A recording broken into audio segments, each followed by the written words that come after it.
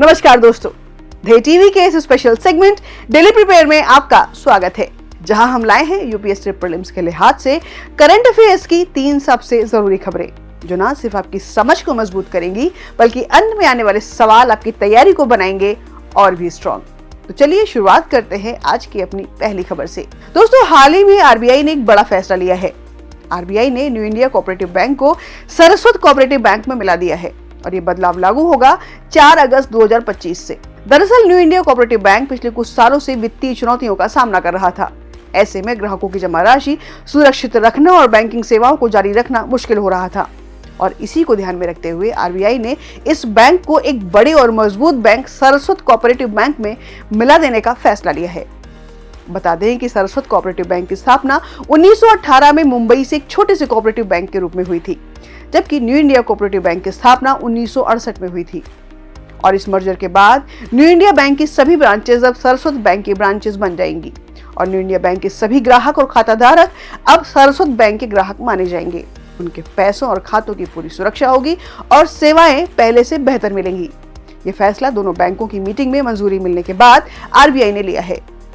इस कदम का मकसद है छोटे बैंकों को और मजबूत बनाना और ग्राहकों का भरोसा बढ़ाना। इससे कोऑपरेटिव बैंकिंग सेक्टर में सुधार आएगा और लोग शहरों के साथ साथ छोटे इलाकों में भी बेहतर बैंकिंग सेवाएं पा सकेंगे। और अब बढ़ते हैं दूसरी खबर की ओर। भारत में औषधीय पौधों की एक लंबी और समृद्ध परंपरा रही है।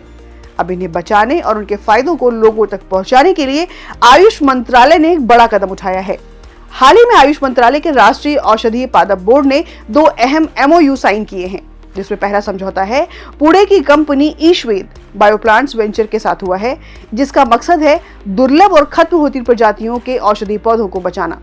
इसके लिए टिश्यू कल्चर तकनीक का इस्तेमाल होगा ताकि इन पौधों की भविष्य में भी अच्छी सप्लाई बनी रहे। और इसमें दूसरा समझौता था एनएमपीबी ने एम्स दिल्ली और AIIA यानी आयुर्वेद संस्थान के साथ किया है, जिसके तहत एम्स के परिसर में एक औषधीय पौधों का गार्डन बनेगा, जिससे यहाँ मरीज, स्टूडेंट्स और विजिटर्स को इन पौधों के फायदे और इलाज में इस्तेमाल के बारे में जानकारी दी जाएगी। और ये दोनों पहले प्रधानमंत्री मोदी के स्वस्थ और आत्मनिर्भर भारत 2047 विजन की दिशा में एक मजबूत कदम है, जो पारंपरिक नॉलेज को मॉडर्न हेल्थ केयर से जोड़ने में मदद करेगी।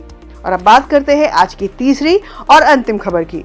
हाल ही में भारत के लिए एक बड़ी और गर्व की बात सामने आई है। भारत अब दुनिया का 5वां सबसे बड़ा विमानन बाजार बन गया है। 2024 में भारत ने 24.1 करोड़ यानी 241 मिलियन हवाई यात्रियों को सफर कराया, जो पिछले साल से 11% ज्यादा है।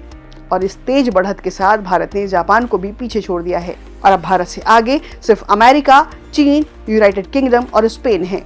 और इतना ही नहीं, मुंबई से दिल्ली का हवाई रूट भी दुनिया के 7वें सबसे बिजी एयर रूट में शामिल हो गया है, जहां करीब 59 लाख लोग साल भर में सफर करते हैं। बिजनेस और फर्स्ट क्लास यानी प्रीमियर कैटेगरी की यात्रा में भी तेजी आई है 11.8% की बढ़त के साथ। और एशिया पैसिफिक रीजन में प्रीमियम यात्रियों की सबसे तेज ग्रोथ देखी गई है 22.8। और सबसे बड़ी बात, मुंबई का छत्रपति शिवाजी महाराज इंटरनेशनल एयरपोर्ट अब दुनिया के टॉप 10 एयरपोर्ट्स में शामिल हो गया है।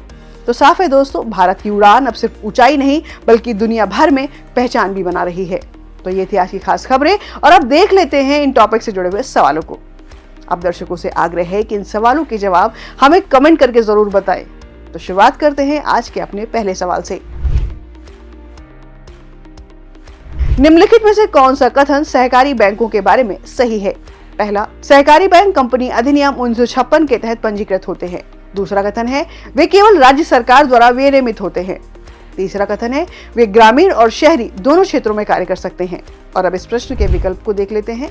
ऑप्शन ए कह रहा है केवल कथन 1 और 2 सही है। ऑप्शन 2 केवल 3। ऑप्शन सी केवल 1 और 3। ऑप्शन डी 1, 2 और 3।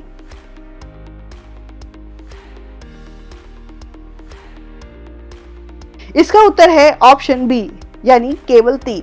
व्याख्या देखते हैं इसकी। सहकारी बैंक कोऑपरेटिव सोसाइटीज एक्ट के तहत पंजीकृत होते हैं, ना कि कंपनी अधिनियम के तहत। वे आरबीआई और संबंधित राज्य सरकार दोनों के अधीन आते हैं। और तीसरी बात, और वे शहरी और ग्रामीण दोनों क्षेत्रों में कार्य करते हैं। और अब आज का अगला सवाल, वर्ष 2024 में भारत किस देश को पीछे छोड़कर 5वां सबसे बड़ा विमानन बाजार बना है? ऑप्शन है Germany, option B Japan, option C France, option D Australia.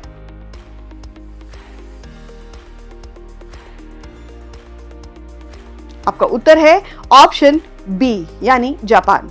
दोस्तों IATA के अनुसार भारत ने 24.1 करोड़ यात्रियों की आवाजाही दर्ज की, जबकि जापान ने 20.5 करोड़ की। और अब आज का अगला सवाल, रेड स्पीशीज शब्द किससे संबंधित है? ऑप्शन ए प्रदूषणकारी पौधे, ऑप्शन बी रेडियोधर्मी पौधे, option C rare endangered and threaten प्रजातियां, option D genetically modified species.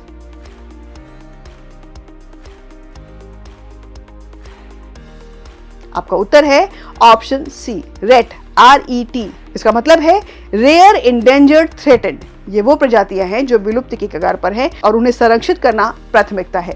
तो दोस्तों ये थी आज की 3 सबसे जरूरी खबरें और सवाल। ऐसे ही important daily current news and MCQs के लिए जुड़े रहिए हमारे साथ। और अगर आपको ये फॉर्मेट पसंद आया हो तो लाइक, शेयर एंड कॉमेंट करना ना भूले। और हाँ, अगली बार फिर मिलते हैं नई खबरों और सवालों के साथ।